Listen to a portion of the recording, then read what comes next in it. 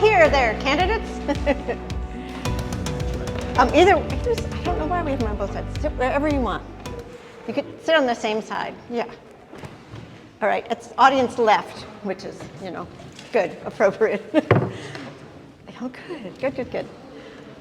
Well, welcome everybody. We're so excited that you're here. This is a lovely turnout, and I really love this building. I've been to a lot of meetings here, and it's always so fun to come back and see my friends from Nelson County, where I used to live. So, I'm Donna Shaughnessy. I'm chair of the Piedmont group of the Sierra Club, and we cover a lot of counties, including we just got to adopt Nelson, which is great. Nelson and Buckingham, where we're already working, so that's really good to hear. I wanted to let you know we invited all the candidates, not just the Democrats, and only the Democrats responded, and unfortunately Gary Terry cannot be here tonight because he had 2 flat tires, so that's too bad. I really wanted to see all 3 because I haven't decided who to vote for yet, and I don't know about you guys, but anyway. So we invite everyone because we don't care if we're nonpartisan. We just care if you care about nature. So that's why everybody's here. So before we move on to introduce the candidates, I just wanted to do a quick introduction to the Sierra Club and our group. The Sierra Club is the nation's oldest and largest environmental group in the country. It was founded in 1892 to focus on wilderness issues in California, and now it has nearly 4 million members who work to preserve nature and also have fun exploring it. The Piedmont group is one of 11 in the Commonwealth, and we have about 1,500 members in our area, which covers, I have to look at my sheet for this because otherwise I'll leave out a county, Charlottesville, Albemarle, Buckingham, Fluvanna, Greene, Louisa, Madison, Orange, Nelson, and Rappahannock. We have public programs nearly once a month, and some recent examples have been a fun Zoom presentation on local dragonflies by an expert and also an expert photographer. And also we participated in a program about the climate crisis in several counties, including Nelson. So. We've worked hard on lots of local issues, like making sure North Anna Nuclear Power Plant does proper inspections before getting their license renewed, fighting the Atlantic Coast Pipeline. Yay, we won! We're speaking out on environmental impacts of new projects, and we provide input on local plans. We're really proud of having spearheaded the successful implementation of the plastic bag tax in Charlottesville and Albemarle. And I have to say, as a person who regularly cleans up streams, I have seen a huge difference now when that got implemented. So it's really good. Yay! Thank you. Woo-hoo. So our next program is going to be on July 28th with the author of a book, "Am I Too Old to Save the Planet? A Boomer's Guide to Climate Action." Lawrence McDonald is a former foreign correspondent, and he really knows how to interact with people and get them to think about how they might help support the fight against climate change.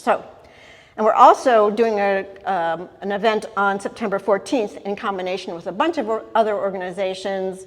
It's Democracy Day, so we can't save the planet unless we save democracy is the theme of that. So we're always looking for new members, and especially new folks to join our executive committee and new issues to tackle. So please let us know if you want to help or you want to provide input. I do have giveaways on the chairs over there. There's 3 t-shirts left. If you are the correct size for those, feel free to grab one.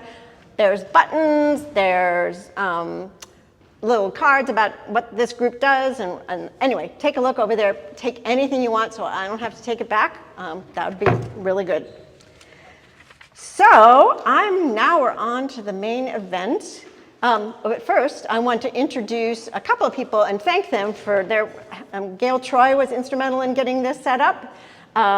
Ren Olivier worked with Kevin Lynch to make sure that we could do this, so yay. Ren is our political chair of the Sierra Club. We have a few of our executive committee members here today too. Let's see, Chuck Moran is here, thank goodness, because he is an awesome videographer. And so we will have a recording of this. Later, we'll put it on the Facebook page for our Sierra Club group. We'll put it on our YouTube channel. We'll put it on our website. The Charlottesville Dems will put it up, and we'll have it up in a number of places. So I think that, hallelujah, because sometimes I'm up here and I don't write things down. If someone says something really good, I want to remember it later and try to decide who I should vote for. Sorry. So beware. So I really want the candidates to introduce themselves, but first I'll just say a couple of words. Gloria Witt is the founder and CEO of Defined Success Coaching. She lives in Amherst, just a hop and skip away. And Paul Riley lives in Crozet, also not far. He's an intelligence solutions lead with a defense contractor. So the way this is going to work is we're going to give the candidates each 3 minutes to introduce themselves. And then we will, they have the 5 questions that they've seen ahead of time that we prepared. Never fear, you will have the opportunity to ask questions yourself. And maybe because we only have 2, we'll have a little more time for audience questions. So they'll have 3 minutes to answer each of the questions. And then at the end, they'll have 2 minutes to make a closing statement. Not like we're in court, but just something to wrap up their feelings. And of course, all the questions are based on trying to protect the environment. So you'll see them as we go. So without further ado, I'd like to turn it over to Ms. Witt to start out. And you can, here's a microphone. Okay. I've never used a podium, but I guess I'll be using it tonight probably. Good afternoon, everyone, or good evening. Thank you, Sierra Club, for the invitation for us to share our thoughts about climate. But before we start talking about that topic, I'll just give you a brief introduction. My name is Gloria Tinsley Witt. I was born and raised in Amherst County, Virginia. I call myself a country girl because I was born in a little place called Puppet Creek on a small farm. We hauled water and processed meats, raised a huge garden, preserved it all, etc. From that environment, I was raised with the values of faith, family, justice, and community building. I've spent 30 plus years in corporate America, basically working, fostering collaborative solutions through listening, compromising, making decisions, and driving organizations and people forward. I've spent the last 10 years as a small business owner doing pretty much the same work, listening, collaborating, always driving business and organizations and people forward. I've got 4 decades of community service. It's listed on the back of my card. I'm the current president of the NAACP for Amherst County for the past 6 or 7 years, but I've been engaged for more than 30. I think I started when I was a teenager. I have been giving my service to youth development through the Boys and Girls Club for 17 years. I just stepped off of that board because I care about families and youth development. Virginia Community, Inclusive Communities, I'm still active on that board. And also I'm on the board for Centra because of health disparities and the concept of justice. So a lot of giving of my time. And I decided to run because democracy is on the ballot. Our freedom and our rights are on the ballot, as demonstrated with the rollback of Roe versus Wade and affirmative action. We've got a lot of disappointed people. I wanted to use my voice to re-energize them. And more importantly, pass legislation that lift up we the people. So I hope to share my story as you ask me questions, and I look forward to this topic of climate change. Thank you. And also, I forgot to point out that our political chair is holding up the signs with how many minutes you have left, just to give everybody that. So, Mr. Riley. Hey, good evening, everybody. Thanks for having us. I greatly appreciate it. I just came from a a unsuccessful Republican rally down in Charlottesville, so they were drowned out and sent home packing. So that's a good thing. So we'll give our Charlottesville Dems a round of applause for that one. So, can't hear me? I'll speak up. Usually I'm too loud, so I'll go even higher. How's that? Can you hear me now? All right, good.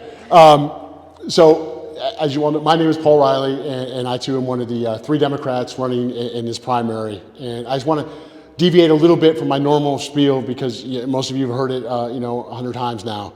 I was born and raised in upstate New York in a very rural area, very much like this, and lived on a 120-acre old mink farm that really started my journey into taking care of the environment and the wilderness. We hunted it and we fished and we trapped and we did all the things normal kids do in the 70s in a very rural area, 14 miles from the nearest village. So we got our milk from the local dairy farm down the road, where I also worked as a dairy farmer.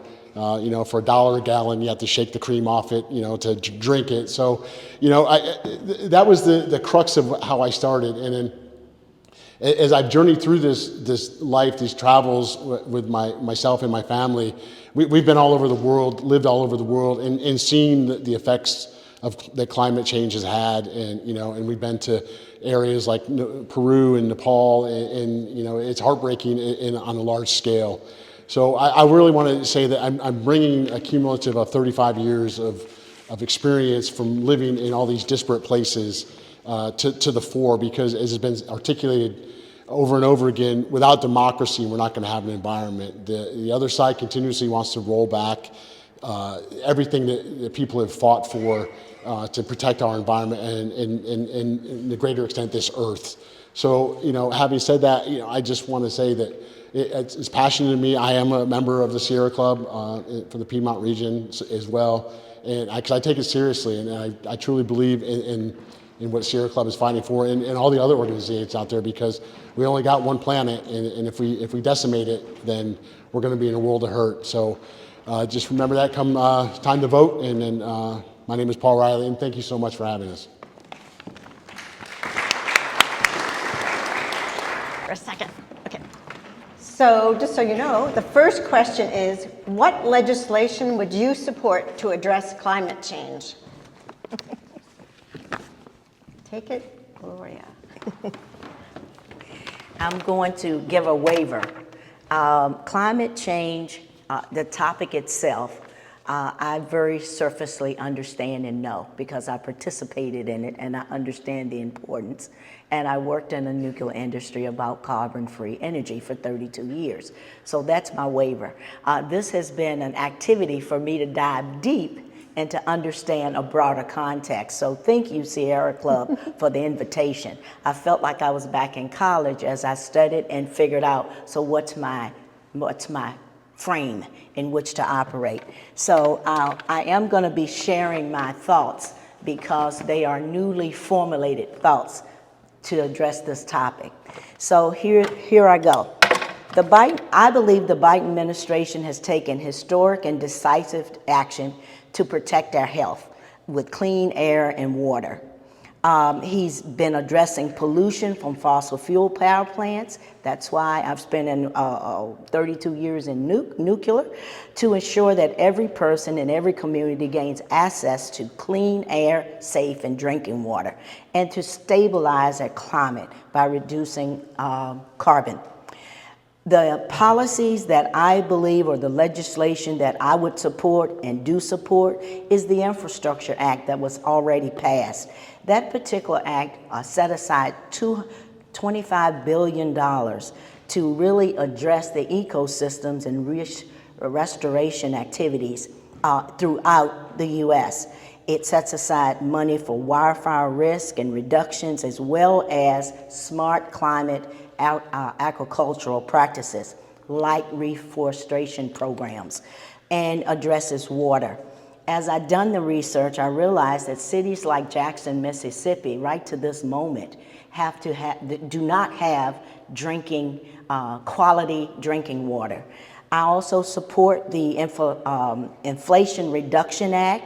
That was $369 billion set aside over the next 10 years to tackle climate pollution, grants and to develop and implement local greenhouse gas reduction strategies. The EPA put out 4 standards just recently in May. And the new things, we need to create Clean Water Act, restore some of the things that were taken away from the Trump administration, and we need to create data center policy. That whole idea of data centers is creating an environmental impact that we're going to have to address legislation for. Thank you. So, echoing what Gloria said, you know, the start was, we made a good start with the, you know, the 2 acts that Biden has passed, but they haven't gone far enough, in my opinion. And I think part of the reason for that was really the fact that we had some people in the Senate that kind of blocked some of the more advanced reforms that President Biden really wanted to get in there and get the monies associated with that type of stuff. I mean, we really need to expand the EPA and give it more teeth, give it more power to go ahead and do the things that it needs to do, because, and what really is galls me is kind of the hypocrisy on the other side is that, you know, Nixon, of all people, is the one who started the EPA and NOAA, you know, the National Oceanographic and Atmospheric Agency. So to have people on the other side want to shut it down or you know, diminish it in any way, I think is a disservice to the country writ large. And we really need to strengthen the protections that we currently have. You know, I think that we need to increase the funding of our national testing laboratories, because they've got some cutting edge technology right now for like carbon capture and things like that we really need to have at the forefront if we're going to try to get a hold of this monster that we call climate change. I mean, our own Tangier Island in the Chesapeake Bay is a good example of what is going on. It's by 2050, it's going to be gone completely, submerged probably. They just got a $2.6 million grant. I don't know what it's going to do. It's kind of like spitting into the wind, I think, a little bit this time, because it's not going to do anything really to make the long-term effects go away. The sea is rising, whether people want to believe it or not, in the climate. You know, we got a heat dome in the Southwest right now that is detrimental to people's health. So we really need to get our act together as a country and expand upon the laws we currently have and enforce the laws we currently have. I think one of the things we're not doing is we're not holding big business accountable in regards to we're letting them get away with some of the things instead of fining them for not doing what they're supposed to be doing. And I think that's really incumbent upon us to make sure that we have the right people in there to hold these people to a standard. And it's really not being done at this point. And then lastly, I think, you know, we made some global progress on the issue at the last COP28, but it's going to be imperative that we work with other developing countries and the developed nations to ensure that the people that are polluting have a different way to do things. And I'll talk about that a little bit later, because we got some of these questions kind of bleed into each other, so I don't want to take away from one to talk about the other. So thank you. And so our next question is, what legislation would you support to mitigate the continuing and worsening effects of climate change?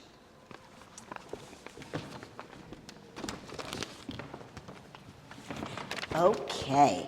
As I've done my research, and about 2 weeks ago, I went down to Roanoke to a Resilient Virginia meeting, because I needed to get exposed to this bigger context of climate change.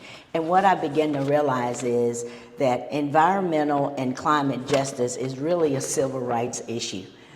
Fossil fuel, coal-fired plants, incinerators and things like that, they are polluting our water, food, and air. And they emit way too much carbon dioxide and methane, and those are the number 1 and 2 reasons for climate change. So how do we control that? I believe we need to lean into the Inflation Reduction Act. That act really talks a lot about electrification and combating climate change, whether it's powering our homes and our cars. I know through AEP, they sent me this little kit to electrify my home with different types of lights, different types of faucets to kind of flow, the water flow, but yet have the pressure maintain itself. So making our homes more adaptable is something we need to do. I've already mentioned reforestation programs for development. There are programs that's available, but we just need to educate and begin to do that more. We need to think about our transportation systems in places like Roanoke and even in Lynchburg. They're doing bike lanes and encouraging people to ride bikes to work or walk more. We can do some more work with our rail systems. I know in the school systems, electrifications for school buses. Now they are expensive, but looking at the cost benefit, they do add value. In Amherst County, we've got about 4 or 5 now electric buses. And then there are opportunities for housing equity. There are some places that flood. How do those marginalized communities address floods, et cetera? And this idea of offering more air monitoring technology for areas that have the exposure to carbon because they live closer to fossil fuel plants. And when I think about the idea of justice, most of the issues that we deal with, whether it's wastewater, et cetera, landfills, et cetera, are really marginalized people. Most of the time, Black and brown people live in these areas. They live in areas that's got large industrial plants where you got lights on all night long. At the Resilient conference or listening session, I realized that that's actually a negative health benefit because you can't get dark night to sleep. So we've got a lot of work to do. All right, so I know looking at me, you're like, oh, well, whatever. But I'm a poet, and so I came up with a law that I would like to introduce. I've been watching Schoolhouse Rock, so I know how to do a bill. So up on Capitol Hill. So I just want to say, so it's called POET, Protect Our Earth Today, and I think we need some legislation like that because, as I said before, we've traveled to Peru, and we've seen the effects of climate change firsthand with all the glaciers gone and the scree that's just left over from that.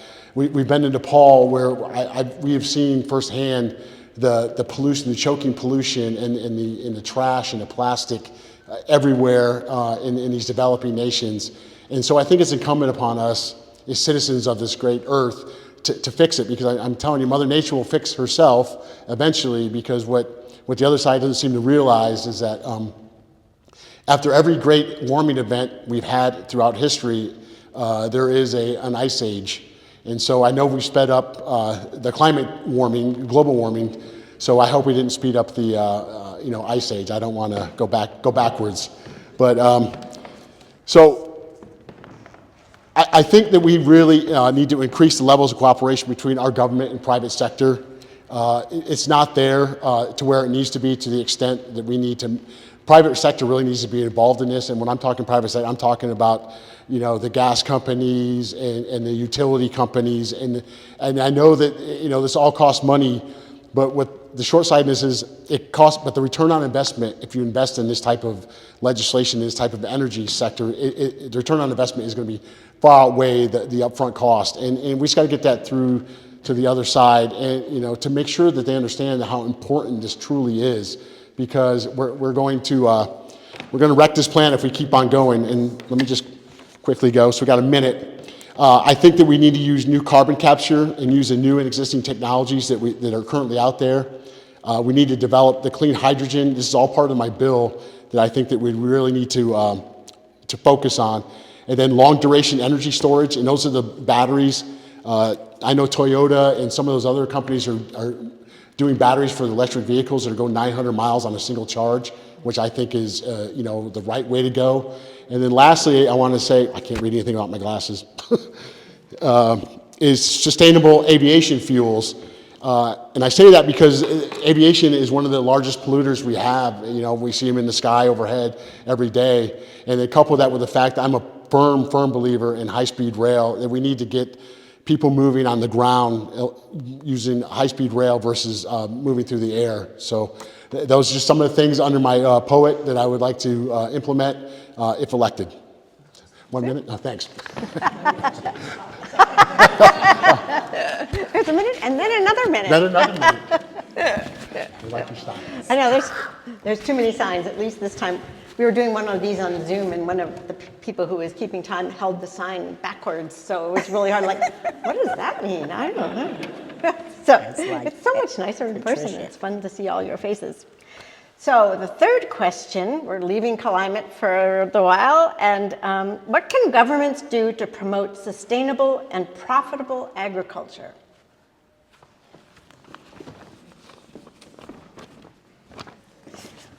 Let's see.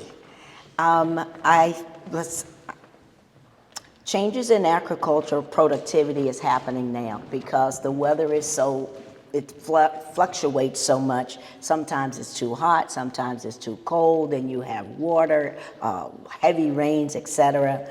But it creates food security issues because it makes it more difficult for farmers to know when to plant. It can disrupt the harvest, etc. So we definitely need to kind of use technology to help us out in that area. The heavy rains increase agricultural runoffs that impacts the soil and the water resources and harm crops with erosion.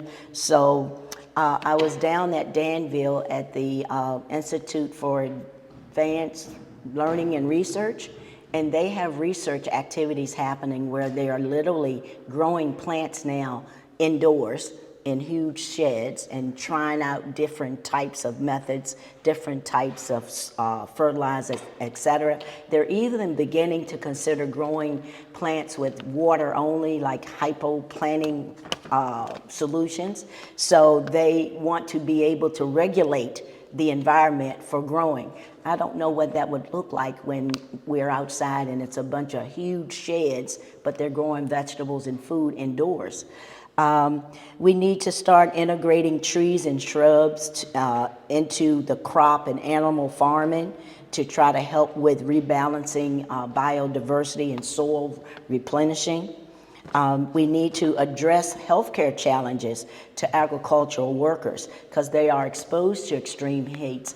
I was driving just the other day and I think like almost 500 people die in farming annually between farming and construction because of heat. So what can you do and what kind of solutions can you do to kind of manage extreme weather when it comes to human exposure to weather, pesticides, disease-carrying type pests like mosquitoes and ticks, and I think financial support and access to markets is something important for farmers. Setting up resources for low-interest loans to purchase equipment, access to local and international markets are necessary, and all that's provided through grants and incentives. And education. There's a lot going on at the federal level, but I'm not certain that District 5 even have a clue what's all available. So how can we begin to pull information to the places that need it? I think there's a gap there from what I've been able to kind of uncover and listen.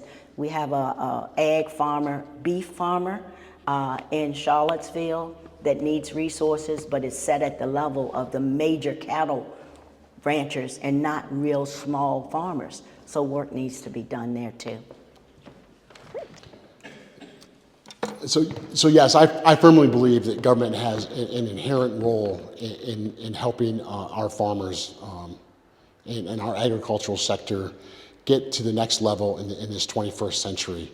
I don't know how many people are tracking, but the USDA just came out with new planting zones, and we're moving up the scale. And I've said this before, you know, pretty soon we're going to be on the same zone as Georgia, and I don't want to live in Georgia, I want to live in Virginia. And so I want to see the same crops and things planted in Virginia that were planted, you know, 150 years ago. I don't want to see new and existing crops, but that's probably not reality.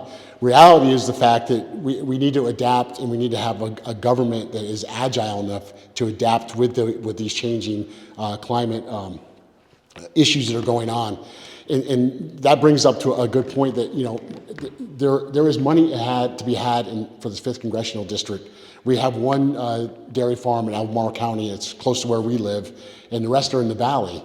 But, dairy farming, I say it because I know it, but, cows produce a lot of poop, and poop produces a lot of methane.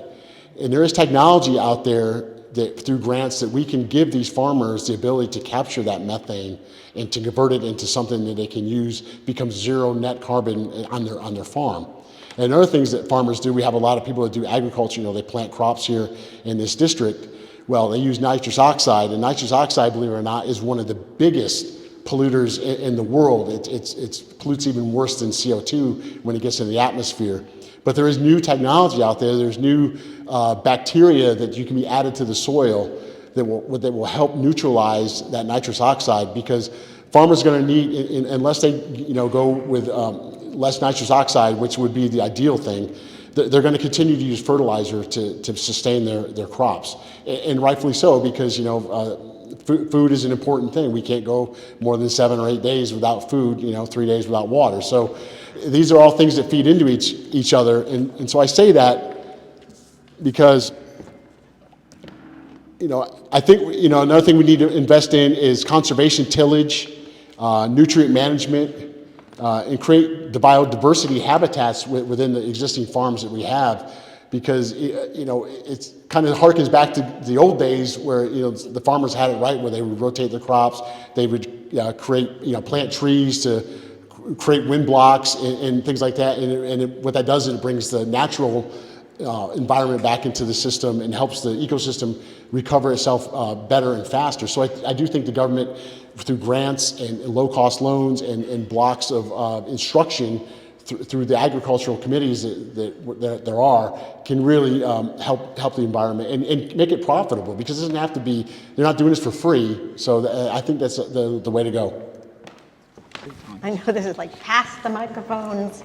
So the question number 4 is, what solutions would you support to tackle plastic pollution? Ooh. I feel like I'm taking an exam here. Let's see. Plastic does not decompose itself, so it accumulates in landfills and the environment. So for me, it's just something as simple as strengthening recycling in industries and homes.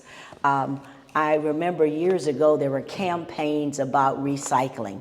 And as I've traveled to Europe, one of the things I realized is we are a disposable country.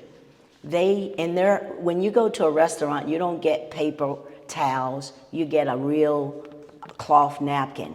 You don't get straws, plastic straws. If you get a straw, it's gonna be a paper straw. So we need to stop investing so much in disposable houseware stuff, like plates and forks, and use real stuff. Actually, Oprah said you save about $1,200 a year if you just stop buying paper plates and throwing them out every day. So we got to focus on recycling for homes. We should be looking at trash capture technology, particular for storm drain inlets and for storm drain water systems. And even in open water, you see on television how they have to put those booms out to kind of capture the pollution in our waterways. So we need to do more of that to clean up those efforts. We need to innovate around biodegradable products versus plastics. And to me, it's about education and advocacy, schools, industry, as well as just public. We don't talk about it anymore. We know that the world is getting hotter. We know that our weather is getting crazy. And we know that our insurance policies are continually go up. But we're not really activated enough, I think, to really lean into this moment, because it's a critical moment. Climate change is real, and we've had some of our leaders say it's a myth, and half of the country actually believe it. So how do you overcome that? It's going to take a lot of marketing, education, maybe even some incentives for individuals to lean back into recycling, as well as organizations. 20 years ago, we had 2 trash cans one for recycling and one for trash. At work, they went away. Must be because they stopped being incentivized. So we got to go back to what we know works. Well, we're cooking with gas here. Don't say that. Yeah, don't say that. Funny. Yeah. If I had my druthers, I would ban all plastic. I mean, I think it's the bane of our existence. And I give you an example. When I was deployed to Iraq, we were on a patrol and we were going by the Euphrates River, Tigris-Euphrates River, and there was a canal there. And it was probably 30, 40 feet wide, and it was a pretty deep canal. But it was so chock full of plastic waste that people were using it as a land bridge. People were walking across the plastic that was chock full of this canal. So that's not sustainable. And we've seen this in other countries around the world, and we've seen it here in America too. So plastic there are certain things out there, we say plastic is non-biodegradable, but let me get my notes here. So, but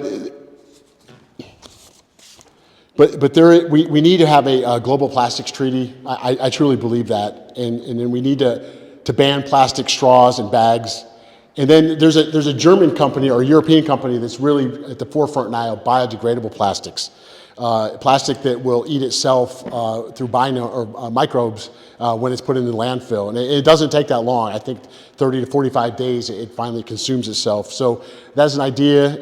It's not based off of petroleum-based plastic, so it's cellular, like cellulose. So I think that's something that we really need to kind of lean forward into. And then I talk about cellulose, microplastics in our makeup, in our perfume, in our deodorant and stuff like that. Well, we need to go back more to a cellulose-based type, like Europe does, and that's at the forefront too. People are developing these to replace these microplastics because they're actually, our bodies are just chock full of microplastics and we don't know what it's doing to us. And it really needs to be something done immediately, not tomorrow, not the next day, but today. And then couple that with, then we need to use. So there is new technology out there too to recycle plastic, and I found this quite interesting. That now they can take that instead of using asphalt that we currently use, which is petroleum-based. They can recycle. This new technology will recycle this plastic and turn it into asphalt that we can use to pave our roads. Becomes a zero-sum game again. And the technology's there. The question is, do we have the wherewithal as a country to embrace this technology? And I say, if we elect all Democrats and take back the House of Representatives, yes, in November, and we keep the Senate and increase the margin in the Senate and keep the White House, I think in the next 4 years, 4.5 years, the environment will stand us in good stead on that account. So thank you. So I hope you all have been thinking of questions. We just have one more from us, and then we will put it out to you guys. So the last question from us is, how can governments best promote economic equality in an American society that must simultaneously adapt to worsening environmental crises? Drum roll. Drum roll, yeah. Let's see, some items that we can continue to do is this idea of lowering making our homes more efficient, whether it's weatherization, changing our light bulbs, etc., and incentivizing around that. And I think the tax code does that with electric vehicles. You get like $7,500 off.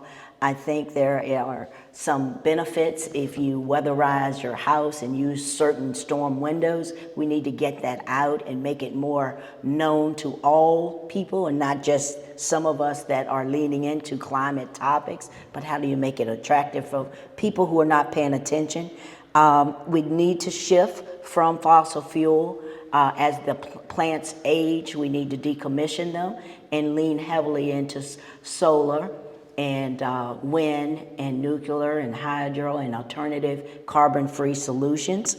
And we've got to demyth this idea about solar and how it can leach and cause a negative impact in the environment.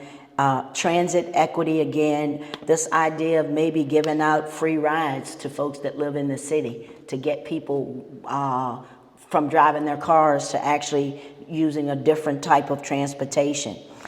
We should lean into these EV charging stations. In that meeting I was in a couple of weeks ago, one of the guys, his job is to project manage EV charging stations, and he's running into finding skilled project managers to literally organize like 15, 16 different stakeholders, because it's one thing to say money is available. It's a whole nother ball game to have the people skills in terms of project managing to bring all these different entities together to produce a charging station. So he was complaining about that being an issue. We got to get climate change integrated back into K through 12 public schools. If it's important, we got to start early.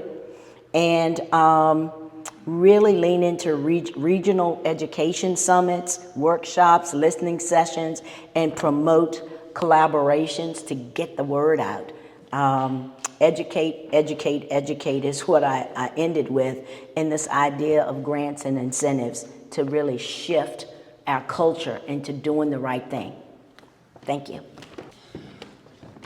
It's been 264 years since the Industrial Revolution kicked off and started us on this road to perdition with the environment. It was great when it happened, and it brought new technologies, and it made everyday life for most people better. But at the same time, the environmental disasters and some of this stuff, Virginia alone, I think, has 33 Superfund sites of the 1,330 odd sites in America. And so we really need to focus on cleaning up the Superfund sites. And I think with the new technologies that we talked about and the way ahead that the economic prosperity will come when we create these jobs using the economic engine of the federal government to be at the forefront of all of these new technologies. We talk about carbon capture. Well, carbon capture plants, we can put those in the more rural counties. They don't have to be next to a major city center. There's membranes that can go on the existing factories that will capture and neutralize the carbon before it goes out into the atmosphere. There is a wide range of things that we can invest in, and then we need to invest in. I said it before, I think we need to have a high-speed rail, and I think it needs to be not with the current cargo rail, but it needs to be separate in its own entity, and it needs to come down into places where people want to get on a train and move from country to country. I know that if Texas can do it between Houston and Dallas, then there's hope for the rest of the country, because they're about as ready as you can go, and they're going to develop high-speed rail. So I have hope. I mean, I talked about the Industrial Revolution, but we need to have a clean environment revolution, and we need to get everybody on board. And I know that our brothers and sisters on the right feel the same way, because you talk to them and they're concerned as well. It's the politicians that we currently have in office that are stymieing the growth that is the potential that is there, the economic prosperity that will come. And Biden has tapped into this, and he's going to continue to beat this drum, that will come from all this new clean technology that we're going to institute and make sure we have is imperative. And another thing too, we need to have to work with our State Department and have the Office of Climate Change work with the developing countries, because they're like, hey, I need my coal because I gotta produce plants. Well, guess what? We have technology to help you either wean off that coal or make that coal cleaner, so that it zero-sum game when the carbon dioxide comes out of it. So I think it's a multi-faceted, multi-pronged process, but I think we can do this. We just got to have the wherewithal to be able to have a spine to stand up to the other side and get this done. All right. I have a question for you two. You won't be graded on this. Do you want to wait and do your closing statements after you hear questions from the audience? Would that make sense? Okay. All right. And you're going to ask. I'm waiting. Wait. So I'm trying to figure out just the logistics of this. So I think if I give you this thing, and then if anybody asks a question. You can use this mic. Super. So, yes, Nancy. As you know very well, this is a very Republican district. So my question to you is, in order to get all the things done that you want to have done, what groups and organizations and people, how will you strategize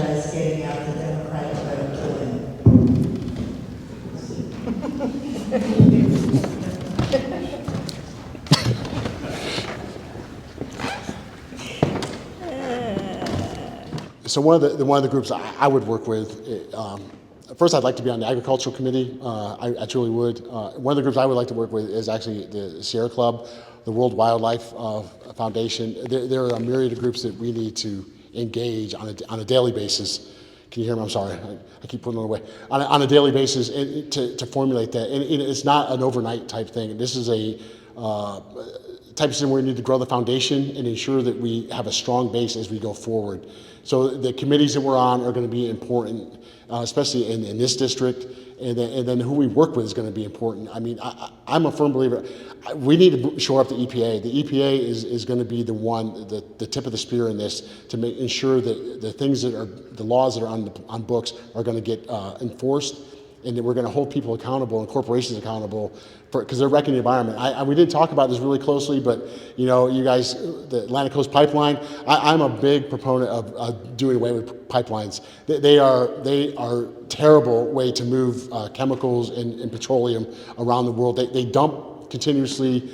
My wife's from North Dakota, and they had a huge spill up there, if you guys don't remember. They didn't know it was going on for like 2 days because the sensor didn't work, and it dumped 330,000 gallons of oil into the ground.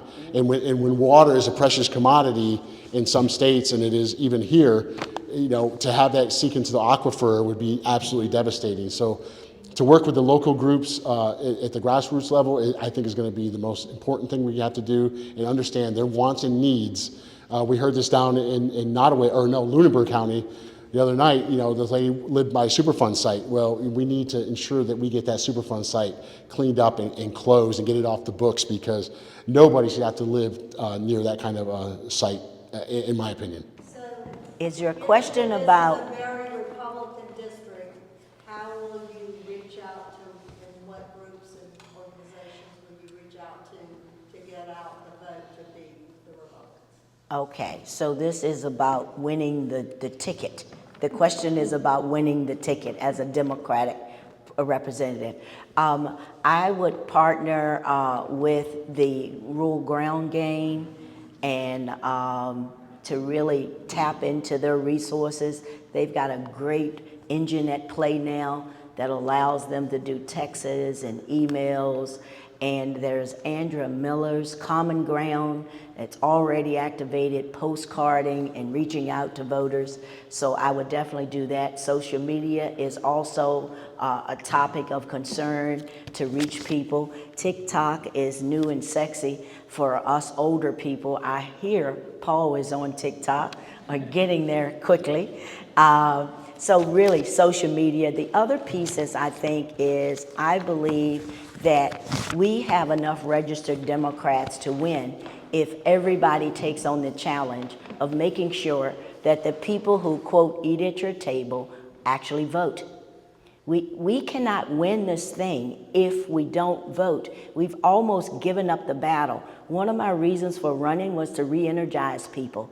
There are enough registered Democrats right now to win if we show up. So I started this little process of the butterfly effect. If you put a bunch of butterflies together, they get to flapping their wings, movement happen, ideally. You, me, we need to be butterflies. Everybody in our personal networks need to know that this is a critical moment. We're talking about democracy, and freedom is on the ballot. And when you throw your hands up and you hear people around you say voting doesn't matter, then you just have to come back with a challenge. If you think it's bad now, just wait. This system is set up to change based on voting. And when you check out, you just let them win. So my thing is, be a butterfly. Every one of you need to do the work of a butterfly so we can win this thing. Why a butterfly? Butterfly. Mariposa. So if you were elected, what would you do about having FERC be federal emergency, the entity that approves or disapproves pipelines is called FERC, and I don't know what the acronym is. And they're just kind of a rubber stamp for the energy companies, so when the pipeline was coming through, we would write to FERC and submit our concerns, but they're just kind of like a rubber stamp for the energy companies. So what would you do to try and make the process of having actual citizen commentary be heard rather than just be kind of like, oh yeah, those people out there. Okay. And ignored. I don't know if I've worded that very well. FERC is really an issue, so is there any ideas you have of what to do with that? Well, the agency should be independent, and irrespective of who, and they should not have a rubber stamp anything. So I know it was a struggle with the pipeline, and I followed it until it finally was defeated. But I think, you know, the pipeline shouldn't be inspecting itself, in which they do now. And I think it has to be independent inspectors of another agency. You know, like I said, I keep banging the drum about the EPA, but you know, we've taken some of the teeth out of it, but we're starting to put some of the teeth back in. You know, and so I think that's the right way to do it, and create an agency within that, or just have the people that are going to be there to make these things happen, to make these inspections, and ensure that the pipelines are doing the right thing. And the pipeline should not have ever. It's like the fox guarding a hen house. They're going to eat the hens eventually. So, and the same thing with the pipeline. They're going to make it look like the best thing for them. But it's not true. We know this is not true. So I think the citizens, to have a voice, need to have an independent agent, a nonpartisan group that they can go and voice their concerns to, as opposed to having these meetings that become contentious and then nobody gets anything done. And then ultimately, I'm glad that we won the pipeline battle, but it could have gone the other way. And I'm a big proponent of doing away with eminent domain. I think that really causes a lot of consternation, a lot of problems, because, you know, it just lets some of these corporations run rampant because they can sell it that way, you know. Shame on that one Supreme Court justice who voted, God, New Hampshire, I can't remember the name of the Scooter or something like that. But, you know, eminent domain, I think should be relooked at again, and it probably would negate some of these things. My thoughts would be the idea of collaborations and joining forces, just like you demonstrated in this community to stop that pipeline from coming through. There's an issue right now in Chatham. I was in a room yesterday, and they were fussing about a pipeline coming through with 42-inch pipes, et cetera, et cetera. So it's a tension between business growth versus human health and protecting the environment. And so I think the country is built on that First Amendment right about protesting and speaking up, et cetera. And that's what we have to do, as well as collaborate with entities to kind of bind us together. Because at the end of the day, there's a natural tension between the free market and environment, and how do we stand up? And I think various groups like the Sierra Club, like the Resilience Virginia and Sustainable Law Center, all these players are available. The challenge is, how do individual citizens know how to pull and make those connections to become the butterfly, to push back? And I love Paul's idea about there should be independent inspections of these pipes, because leaks can happen. And when you've got the fox taking care of the chickens, sooner or later he's going to eat a chicken. So I think that concept, I don't have a particular law. This is a new ground for me, but I'm willing to learn and listen. And it's basically, reactions are happening because citizens like yourselves step up and identify an issue. So something is not right, and you speak up, and it starts the process. And then it becomes a collaboration of people who've been there and done that, like the Sierra Club, to push these things forward and to change the laws where there are loopholes. So that would be my thought. Oh, I can't resist editorializing as someone who just attended the most recent FERC meeting. Thank you. The House Oversight Committee found that in the last 20 years, there were 1,041 applications for fossil fuel projects, and FERC had approved all but 6. So it is just a rubber stamp organization, and there's no public comment allowed. I did make a public comment and am never allowed to go back and do that again. So, I can stand outside though. Anyway, so it is a disaster, and I really appreciate the question. So, yeah. I just wanted to say that Nelson County, I've been here a little over 50 years now. Okay. Nelson County has successfully fought things off. They tried to put a nuclear power plant here. It's not here. It's at North Hammond. Then they tried to put a pipeline through, and it doesn't look like it's going through. People underestimate small rural counties because when we get together, we get things better. But, and a comment on FERC, years ago, I marched outside FERC, you know, and who knows, that they notice it, but when you really get together and really fuss, They listen. it works. I wish it worked for the Mountain Valley Pipeline. It is not happening. It's total destruction down there, and they've just, people have been fighting for 10 years, so. But Yes. they're still fighting. This is not a trick question, not to embarrass anyone, but I'm curious about the role of nuclear in the future, nuclear energy, and what your feelings are about it. I know the Youngkin administration is relying on the concept of small nuclear reactors and trying to push it. If nuclear is a part of it, is there a solution to the waste problem? I'll take a hit at that one. I do believe that small nuclear reactors is the future because otherwise they're just so humongous. They take up a lot of land use. They are very, very expensive. And nuclear is, in my opinion, probably one of the safest energy sources there are. The problem is the waste and how do we manage the waste.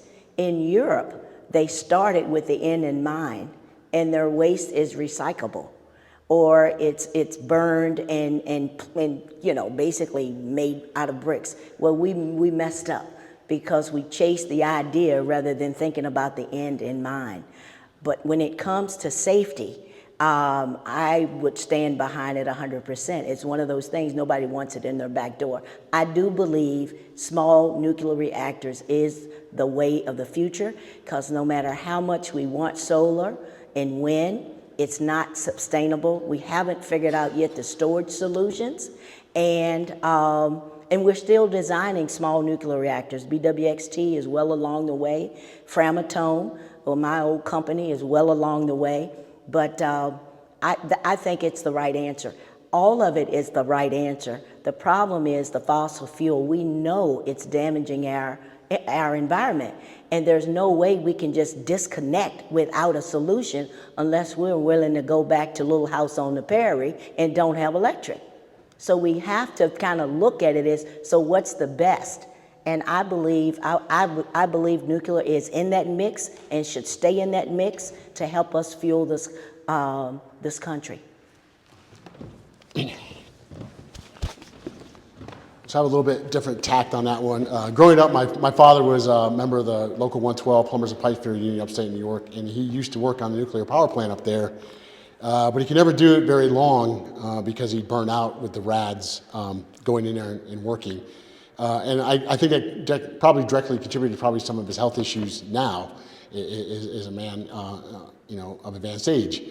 I'm torn about nuclear power plants because I don't think they're viable, because I don't think the technology is where it needs to be, and I'd rather see us develop more of a nuclear fusion type reactor where it's cleaner and faster, and it doesn't harm the environment quite as bad. It's like if it had a leak, because fusion, you know, the atoms die much quicker than fission. I think fission is still not where it needs to be technologically, even at this in 21st century where we're at. And I know Gloria has a different take on it because she came from the field, and she's probably more versed on it than I am, but I know it scares the bejesus out of me, you know, and I wouldn't want it in my backyard. You know, we all remember the the old Kurt Russell movie where the thing melts down and the nuclear reactor melts into the ground, or Chernobyl. We're still living through the effects of Chernobyl all these years later, and that was just a poor 3 Mile Island. That was a poor Russian design, but the nuclear, I think, it has probably a future, but I don't know if it's nuclear fission. I think it's more nuclear fusion, and we just need to develop that technology better. Can I just clarify something? Of course you can. I don't want to leave a misimpression about nuclear. The mention about RADs and burnout, now, I don't know how long it's been since his father was in a reactor, but we've got technology to monitor that, and we also have innovated around robotic solutions for fuel, refueling, and sending robots in to do the hotspot types of work. So innovation does pay, so I didn't want that to stay, because we're not burning people out anymore. We're sending in robots with heavy investment with robotic solutions. And to me, it's a part of that mix. Thank you. And, one more thing. One more thing. When you think about 3 Mile Island and when you think about Chernobyl, our nuclear plants in the U.S. is built with a cover. Our worst scenario has already happened, 3 Mile Island. Nobody died, nobody had mass illness because it was contained. Chernobyl was a different design and it did not have a cover. We think about Fukushima, and when we had that tsunami, different design. Our design is fail-safe, it was built to last, and we've already gone through the worst scenario at 3 Mile Island. No lives lost, no human damage. Yep. Any other questions? Mindy. This is coming from a different angle.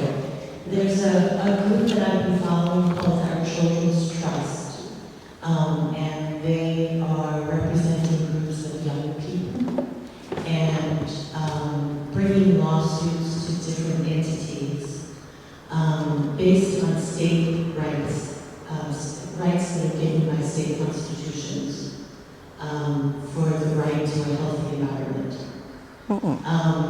They brought a case in Montana, and they recently won that case. It was the first case that they won. They have a case in Hawaii, and they also have a case in Virginia, and they're representing, I think it's 16 or 18 young people who are suing the state of Virginia for the right to a healthy environment, a healthy climate.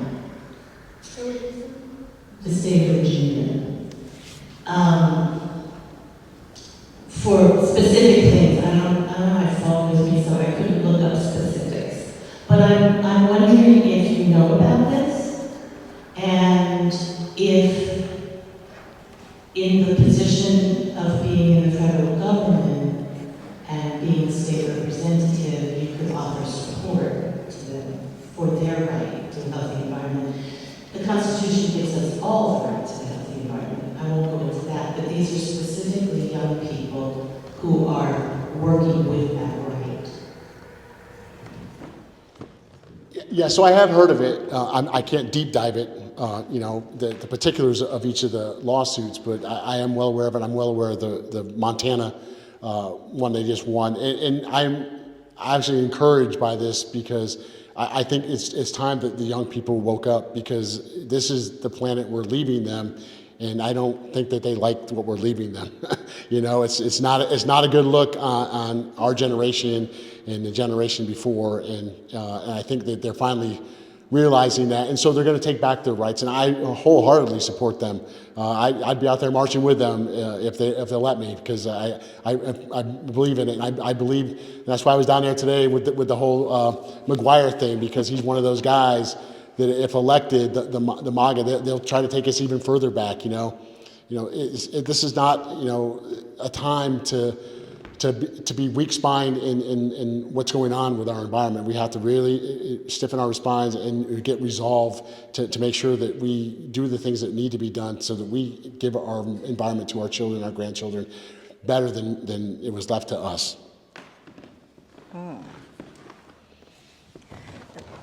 Thank you for that question. I'm not familiar with the fund.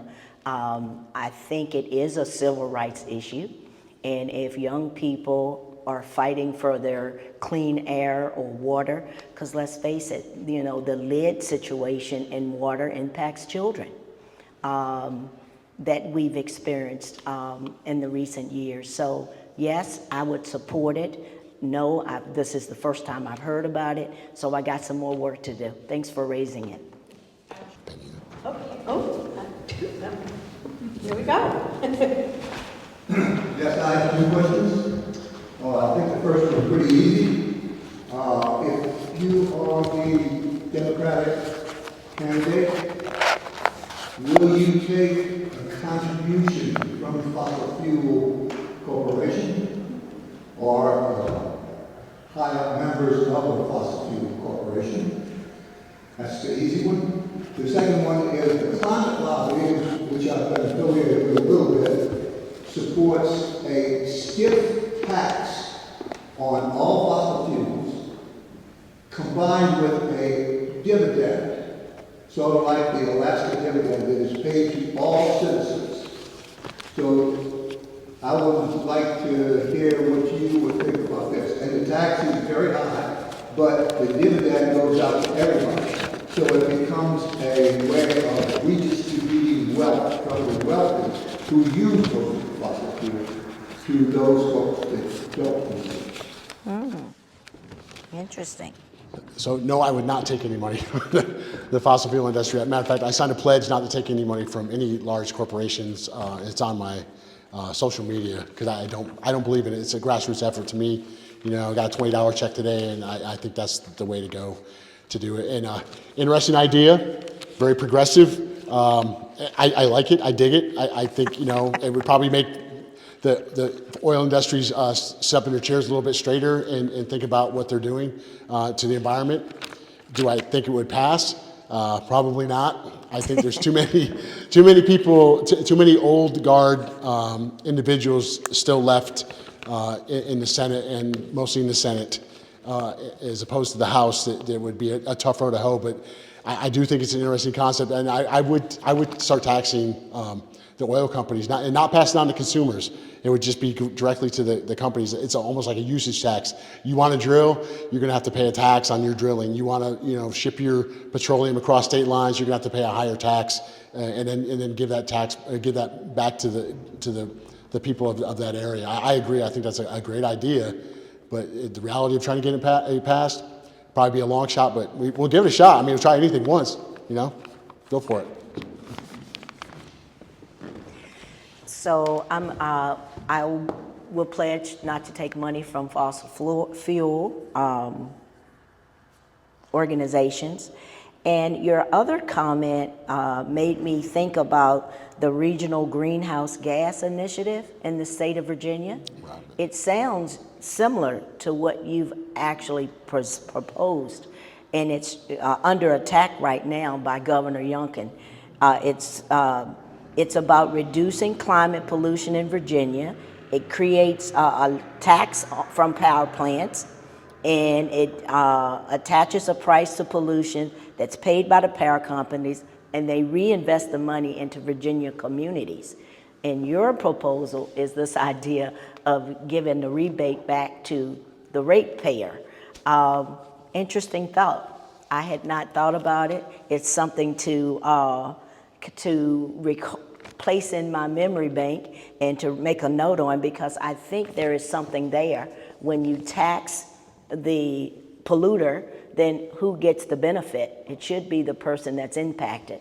So I like the idea. Thank you.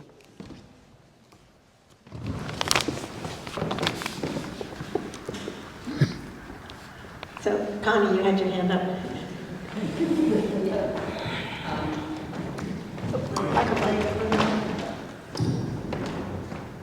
Being here, it's been a very interesting conversation. I'm going to throw you a hardball very probably.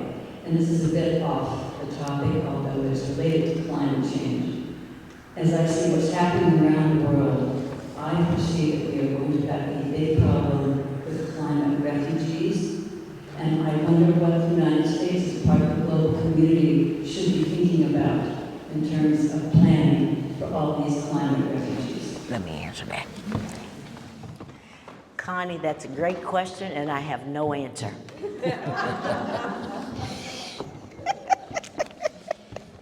No, I agree. I just read this great book, The Ministry of the Future, by Kim Stanley Robinson. I highly recommend it if you have not read it.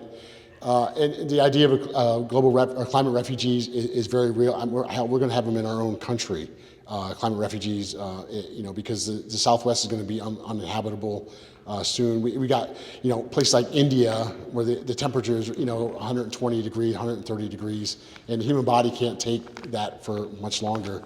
And I do think that the United States needs to be at the forefront of that, just like we take in other refugees from wars like Afghanistan or something like that. We need to have the same type of system in place to start affecting it, because there's an island in Panama that's being evacuated as we speak, 300 inhabitants, Crab Island.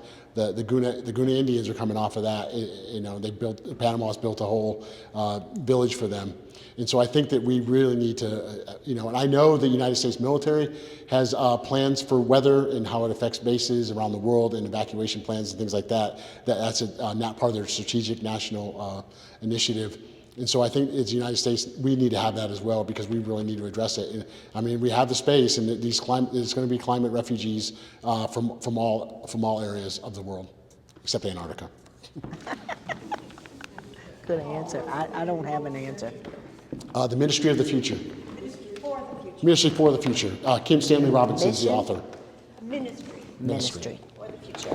It's an awesome book, so everybody should read it. Although, when you read it, one of the things it starts out with is devastatingly horrible heat waves in India. And we've already, the author said, I didn't think this was going to happen this soon, but he wrote the book before the things started going bad. But anyway, I knew I could. You need a new reading list. Yeah, no, that's good. Any other questions? Yes. So when I realized I was going to be a primary in the 5th district, the first thing I did is I went to your websites to read what your priorities were. And I have no disagreement with that, except that climate change wasn't the first thing on the list. In the groups like the Sierra Club, it is the first thing on the list. And the numbers are something like 20% of Americans have climate change as the number one thing. A lot of other people don't have it on their top 10, but for a certain set of voters, it is the issue. So what's your 3-minute elevator pitch on why I would vote for you based on my climate voting interests? That's actually my closing statement. So basically, what I summarize from all of my research, so I'll be the first one to admit, I've never been a member of Sierra Club. I'm fully aware of the situation with climate change, and I believe it's happening. So my closing statements, I said the common themes that centered my researches in preparing these questions tonight centered around environmental and climate injustice is happening, predominantly in marginalized populations, and it's a civil rights issue. Government regulations, funding, and education are anchored in every challenge to address climate issues. So to do that, we need continued participation of government grants, incentives, and education campaigns. We need citizens to call out environmental injustice challenges in their neighborhoods, partnerships with climate justice organizations in our communities and regions, and industries working collectively to save the planet. In my opinion, the industry must take the lead. And the few times I've participated in climate listening sessions, it's almost as though it's a citizen problem. To me, it's a leadership problem of corporate America. And I say this because when you're doing change in leadership in corporate America, I tell this story, there's babies coming down the river, bunch of people saving babies as they come down the river. Somebody decides to leave the group, dipping these babies out, and go to the top. And they say, where you going, Mark? He says, I'm going to find out who putting the baby in the water. That's what we've got happening with climate change. Businesses are making decisions without filtering it through the burdens and the benefits. If every business leader would start an innovation with a single thought about impacts on the climate and people, would we be having this conversation? Probably not. But we're putting business over environment. And it starts with the people with the money. So to me, we need to be dealing with who put the baby in the water, not the people trying to save the babies. So that's how I look at it. And so it's a battle between innovation and wealth building, and we got to start with the end in mind, having the government to mandate and regulate the consciousness of leaders, because they're the ones making this investment. Whether you decide to do fossil fuel or nuclear, that's a business decision. So how do we infiltrate who put the baby in the water? And that's how we save our planet.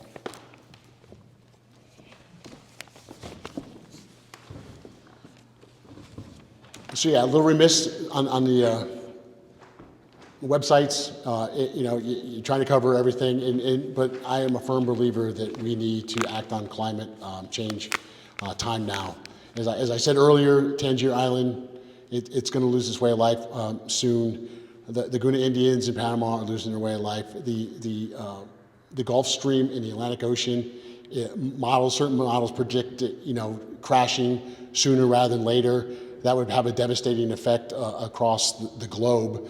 We have the Thwaites Glacier down in Antarctica. Now the new models are predicting the size of Florida this thing is, if it drops off, if it did break off or ever calf off of Antarctica, would raise sea levels by 4 feet. So everybody has got to come together and work on this. And it's really going to be imperative that the government work with big business and make sure they understand the ramifications of what they're doing. The Wild West days of pumping stuff into the atmosphere, I almost said something bad, pumping stuff into the atmosphere, polluting our waterways and doing those things, it's going to have to stop, because we can't sustain it. Other developing countries are ruining their own environments as we speak. We talked about Chernobyl, and that's a Superfund site. Well, I think 3 Mile Island is a Superfund site too, and all of New Jersey is a Superfund site. So we got to clean all this stuff up. It's just imperative that we do that. And the legislation that we bring forward, we have to ensure that it gets passed and it gets enforced. And the only way we're going to do that is if we elect Democrats to take back the House of Representatives, which I think we very, very much can do. After seeing what the raucous down in Charlottesville today, and the Republicans are beating each other up, and I think the Democrats can take this district and make it their own again.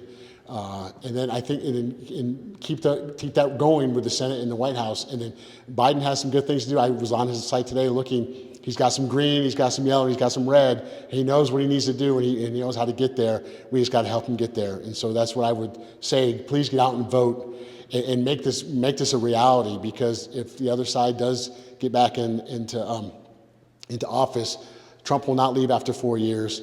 The economy will be wrecked, and then all our rights and freedoms will be gone as we know them. So it's imperative, absolutely imperative, to save our democracy, to save our environment.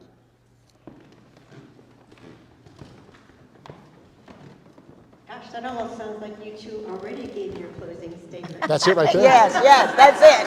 That's a mic drop. Good job.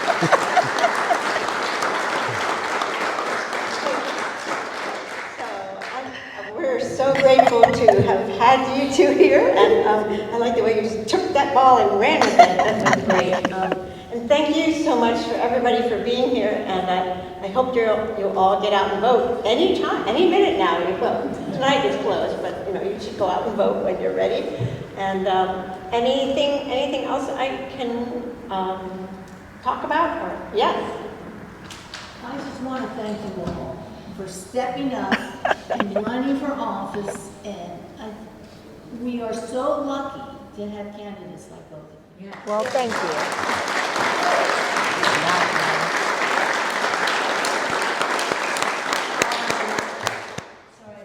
This question is kind of a question, but just you all say again your pledge that no matter who wins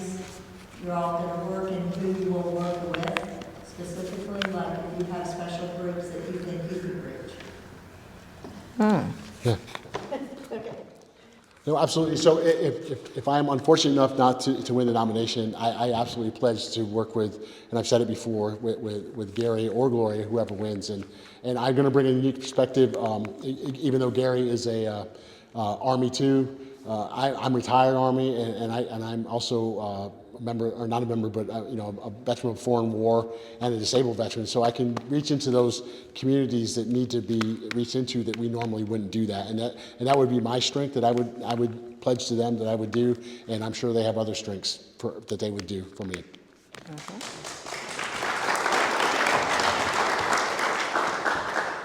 Yes, we have made this pledge before, and as president of NAACP, the primary mission of NAACP is get out the vote and to fight racial injustice and discrimination of all people. So that's what the mission of the organization is.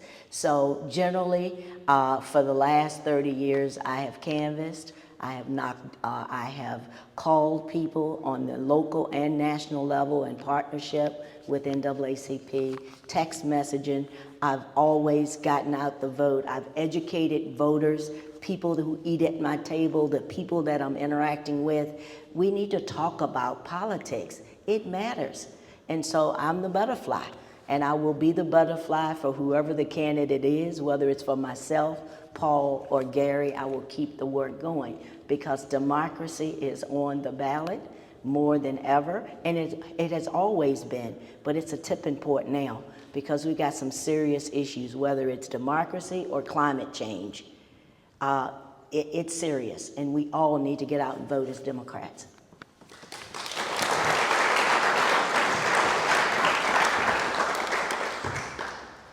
Okay, any other last minute questions? I'll remind you, yeah, go ahead. Sorry, in the past, the Sierra Club's been very involved at a national level on elections. Is there any intention for engagement in the 5th District, similar kind of whatever it is, letter writing or phone calls, that kind of thing? I do know that Sierra Club endorses candidates, so after the primary, I am willing to bet that they'll endorse the Democrat. Sure. And so there are a few, I mean, Beth, do you know more about that than I do? You're not doing letters and stuff through the Sierra Club, are you? Not through the Sierra Club. Yeah, I mean, there are a bunch of organizations. I'm not aware, I write postcards through a couple of other groups and canvas through other groups, but I'm not aware that the Sierra Club has actually done that. But I veterans. think it's possible once, Yes. the primaries. So, that's a good question. We can push that. Certainly, we have some clout with the state group, and I know that the new director of the National Sierra Club is, he's this awesome guy, and he's really interested in doing more grassroots work. So, I think we'll send that message back to them. Well, the reason I ask is in the 2020 election, the Sierra Club did leverage climate voters in the letter writing campaign for Biden, and that's a way of identifying potential supporters for the Democratic ticket in the 5th. Great. All right. Last call. There is still, I want to remind people, there's takeaways over the free stuff over there on those chairs. If anybody wants a t-shirt or a sticker or anything like that. But I think one last round of applause. First of all,